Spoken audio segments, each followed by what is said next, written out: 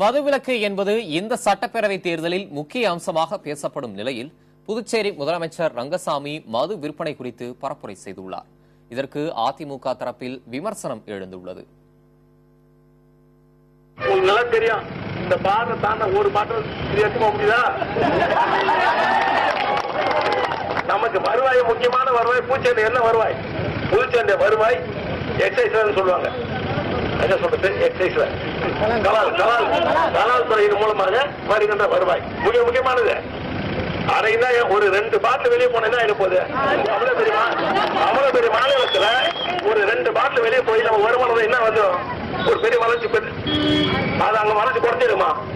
அதுக்கே அவங்களால தாங்கிக்க முடியும்னு சொன்னா, அவங்களால அந்த அரசால அதையே தாங்கிக்க முடியும்னு சொன்னா எப்படி நம்முடைய புதுச்சேரி மாநிலத்தின் வளர்ச்சி பற்றி எப்படி நினைப்பார்கள்? புதுச்சேரியில் மணல் இல்லை, புதுச்சேரியில் வீடு கட்டுமான பொருட்கள் இல்லை, புதுச்சேரியில் விவசாய உற்பத்தி கிடையாது, புதுச்சேரியில் உணவுப் பொருட்கள் உற்பத்தி கிடையாது.